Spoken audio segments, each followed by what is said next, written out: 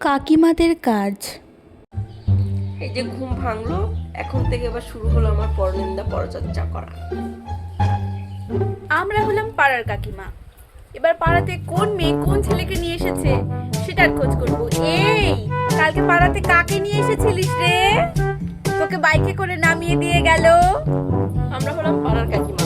কার বউয়ের বাচ্চা হলো না, কার কবে বিয়ে হবে, কার বিয়ে হলো না, এসবই তো আমরা দেখবো।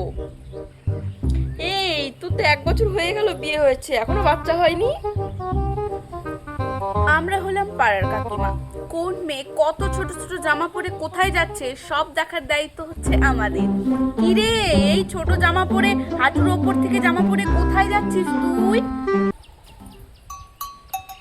এবার আমরা যাব পাড়ার মিটিংয়ে, পাড়ার কাকিমাদের ওখানে মিটিং বসে ওখানে।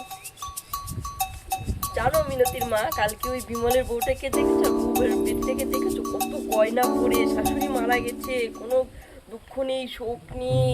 হ্যাঁ জানি জানি। আর পাড়ার লালটুদা নাই, ওর বাড়িতে তো প্রতিদিন সবজি দিতে যায়, বেশি বেশি করে সবজি দেয়। কই আমরাও তো সবজি নেই, বলো তো আমাদেরকে তো অত বেশি করে দেয় না। বুঝতে পারছো না, চক্কর চলায় চক্কর। বাড়িতে হলুদ আছে, তবু লোকের বাড়িতে চাইতে যাব, খবর নিতে হবে না? এই তোমাদের বাড়িতে হলুদ হবে? এসিটা কবে লাগালে গো? আর এই স্টাইলটা